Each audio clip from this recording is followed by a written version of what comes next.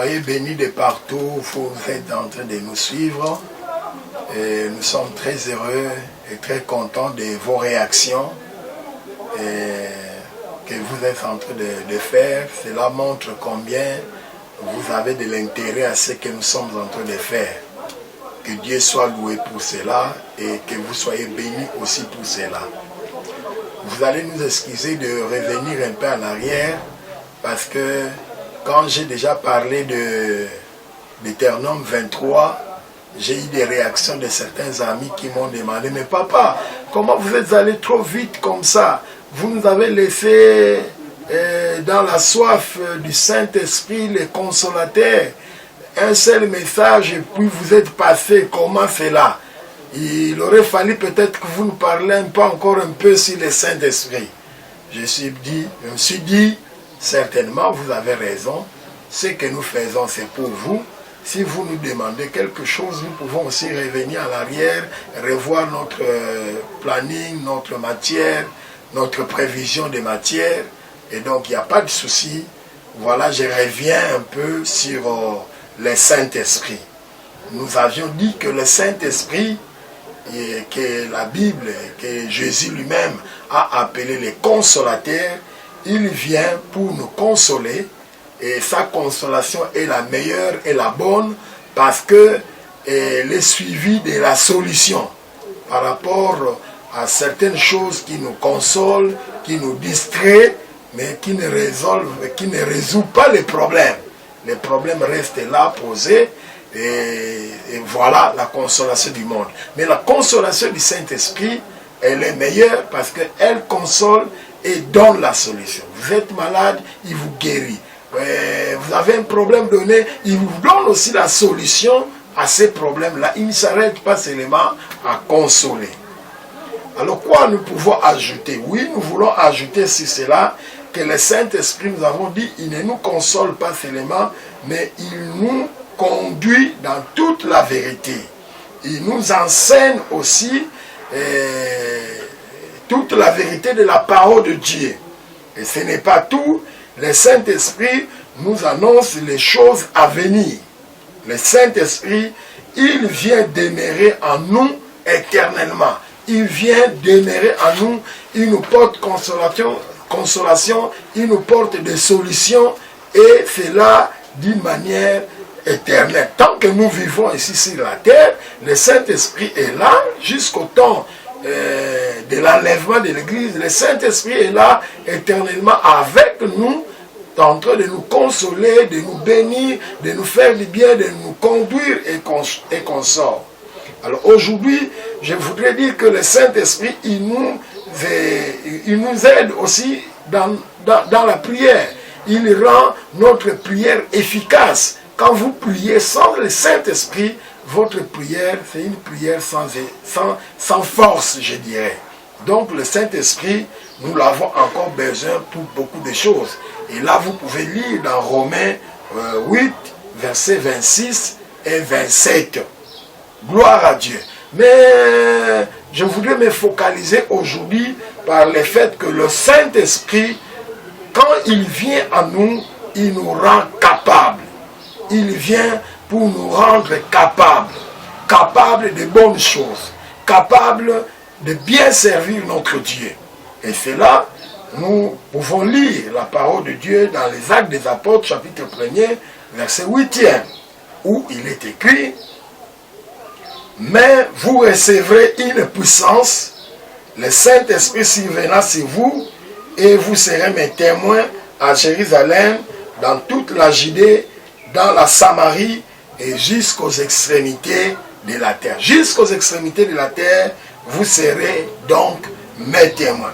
Vous voyez, ces passages nous montrent que le Saint-Esprit, quand il vient à nous, il ne vient pas seulement pour nous consoler, il ne vient pas seulement pour nous conduire, pour nous guider, pour nous révéler les choses à venir, mais il vient aussi comme une force, comme un motivateur, comme quelqu'un qui vient nous aider dans nos faiblesses. Il vient pour nous donner de la force. Quand on dit ici, mais vous recevrez une puissance, il faut dire que le Saint-Esprit n'est pas une puissance, mais étant tout-puissant, il a la puissance en lui, la toute-puissance de Dieu, alors il nous communique une partie de la puissance dont nous pouvons avoir besoin pour servir Dieu. Voilà, le Saint-Esprit vient nous rendre capables. Il vient nous rendre capables de quoi? Capables de bien servir notre Dieu, et cela en tout et pour tout. Un chrétien, vous ne pouvez pas vivre la vie chrétienne et servir Dieu sans l'aide du Saint-Esprit. Voilà pourquoi Jésus lui-même a dit, n'allez pas vite en besogne, attendez jusqu'à ce que vous soyez remplis. Attendez jusqu'à ce que vous soyez remplis. Il dira encore plus loin, sans moi vous ne pouvez rien faire. Sans le Saint-Esprit, nous ne pouvons rien faire. Et les chantres, et celui qui balaye l'église, et celui qui prêche, et celui qui prie, n'importe quel service que vous voulez que nous faisons dans l'œuvre de Dieu, dans l'église, nous devons la faire sous l'onction du Saint-Esprit, sous l'aide du Saint-Esprit. Même mon caméraman, il a besoin du Saint-Esprit pour bien faire son travail. Voilà, c'est ça le travail de Dieu. Vous avez besoin du Saint-Esprit. Sans le Saint-Esprit, nous ne pouvons rien faire. Nous avons donc besoin du Saint-Esprit pour qu'il vienne nous rendre capables. Le Saint-Esprit vient nous rendre capables. Comme qui dira, un professeur disait, le Saint-Esprit vient nous capaciter. Donc il nous donne de la capacité. Alors il vient nous capaciter pour être à mesure de faire le bien. Nous devons faire le bien, et tout le bien que nous devons faire dans l'œuvre de Dieu, dans la maison de Dieu, et dans la foi chrétienne, nous la faisons sous l'aide du Saint-Esprit. Mais je voudrais plus encore parler plus sur le témoignage. Le Saint-Esprit, il vient nous rendre aussi capables de témoigner, parce que beaucoup de gens, ils ont peur de témoigner, ils ont honte de témoigner, ils sont incapables de publier les bienfaits de Dieu. Alors dans le témoignage, dans les trois aspects, et les trois aspects en question, le premier, témoigner notre foi. Là, nous témoignons que Jésus-Christ est notre Seigneur. Jésus-Christ est notre Sauveur, il est notre Seigneur. Le salut n'est qu'en Jésus-Christ. En dehors de Jésus, il n'y a pas de salut. Un chrétien ne doit pas avoir peur dans n'importe quelle circonstance, dans n'importe quelle condition, de témoigner Jésus qu'il est le Seigneur, qu'il est le Sauveur, qu'il est le Dieu créateur. En lui, nous avons le salut. Il est notre tout, notre capacité, notre raison d'être, notre raison de faire, notre raison... Sinon, vivre, c'est Christ. Nous devons être à mesure de rendre ces témoignages-là. Les chrétiens ne doivent pas cacher les témoignages que Jésus-Christ est Sauveur, qu'il est Dieu, qu'il est Emmanuel, Dieu avec nous. Deuxième aspect de notre témoignage, ça doit être dans l'évangélisation. Et là, c'est le témoignage que nous donnons par rapport à notre foi. Oui, par rapport à c'est le témoignage que nous donnons par rapport à notre foi. J'ai dit, ça c'est quand nous témoignons que Jésus est Seigneur et Sauveur. Mais pour l'évangélisation, là maintenant, nous témoignons que Jésus-Christ est notre Sauveur. Nous témoignons que Jésus-Christ, en deuxième lieu, qu'il est notre Sauveur. Qu'il n'y a pas de pardon de péché en dehors de Jésus-Christ. Il n'y a pas l'entrée au ciel en dehors de Jésus-Christ. Vous voulez entrer au ciel? Écoutez, si le monde dit que tout chemin mène à Rome, tout chemin ne mène pas à Dieu. Jésus lui-même a dit, je suis le chemin, la vérité et la vie. Un seul chemin qui mène à Dieu, c'est Jésus-Christ. En dehors de Jésus, pas de pardon de péché, pas d'entrée au ciel. Peu importe vos religions, votre façon de prier, ce n'est pas ce qui importe. Ce qui importe ici, que tu crois que Jésus-Christ est Seigneur et Sauveur. Ainsi, vous pouvez avoir le pardon de vos péchés et vous pouvez avoir maintenant droit d'entrer au ciel. Car la Bible dit, à tous ceux qui l'ont reçu, à tous ceux qui croient en son nom, il leur a donné le pouvoir de devenir enfants de Dieu. Si vous ne croyez pas en Jésus-Christ, qu'il est votre Seigneur, qu'il est votre Sauveur, donc vos péchés demeurent en vous, vous n'êtes pas pardonnés, et par conséquent, le ciel est fermé pour vous, vous n'irez pas au ciel. et le chrétien, l'enfant de Dieu, doit être revêtu du Saint-Esprit, doit être aidé par la force du Saint-Esprit pour publier ces choses, dire ces choses. Et le troisième aspect, et pour cela, le deuxième aspect, pour cela, nous ne devons pas avoir honte de cela. Nous devons témoigner que le salut est en Jésus-Christ. Troisième aspect de notre témoignage, c'est que nous devons publier les hauts faits, les bienfaits que le Saint-Esprit vient faire à nous. Quand il vient comme consolateur, il nous console. Il ne nous console pas seulement, j'ai dit, il nous guérit, il nous délivre, il nous sauve, il nous bénit, parce qu'il est Dieu, il fait beaucoup de choses dans nos vies. Et quand il fait ces choses-là, nous avons l'obligation, le devoir de témoigner cela dans l'assemblée des saints, dans l'église, rendre témoignage, dans le groupement ou dans les petits groupes ou grands groupes, je ne sais pas, dans l'endroit où vous vous réunissez, vous priez, vous vous exhortez, vous vous édifiez dans la foi.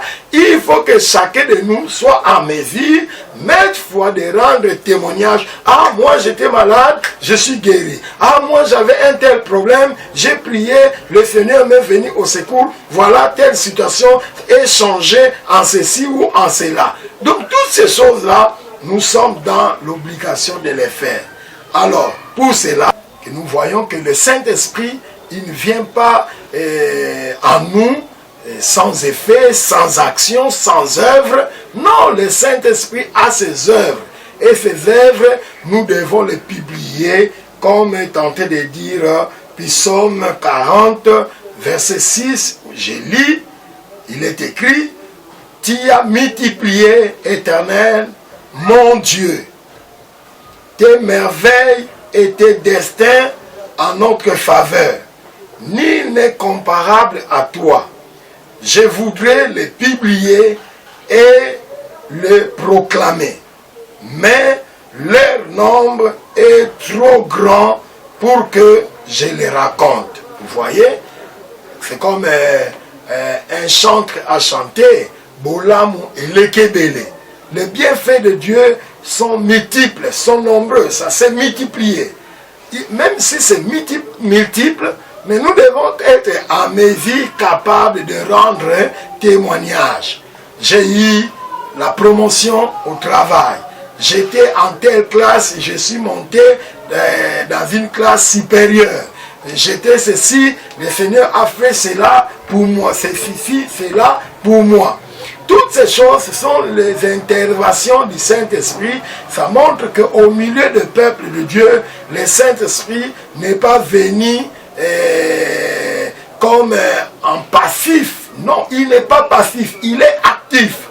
Il nous console, il nous conduit, il nous éclaire, mais aussi il nous rend capables de faire le bien, de rendre témoignage, et témoignage sans honte, sans peur, de publier ses bienfaits et de raconter les merveilles de l'Éternel. Cela va modifier, va édifier les confrères qui vivent avec nous.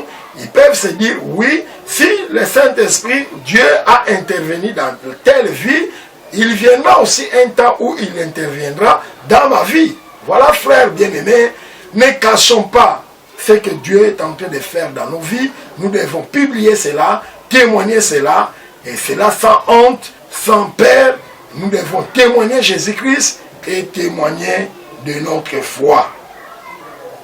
Pour ainsi clore, je m'en vais lire le livre de Romains 12, verset 21, où il est écrit « Ne vous laissez pas vaincre par le mal, mais en lieu et place, surmontez le mal par le bien. » Voilà. Donc, trois choses. Le Saint-Esprit, il vient nous aider à bien servir notre Dieu. Ça, c'est la première chose. Deuxième chose, il vient nous rendre capables de témoigner notre foi, témoigner Jésus-Christ comme étant notre sauveur et publier ses hauts faits au milieu de nous. Et la dernière des choses, le Saint-Esprit, il vient aussi nous rendre capables de surmonter le mal par le bien. Mais le Saint-Esprit ne vous laissera pas faire le mal. Mais à la place de faire du mal, il vous donnera la force de ne pas pécher, de ne pas marcher à l'encontre de la volonté de Dieu, mais que vous puissiez marcher en conformité à sa parole. Que Dieu vous bénisse. Et mettons cela en pratique. Prions Dieu qui nous aide par le Saint-Esprit qui nous rend capables de ces trois choses.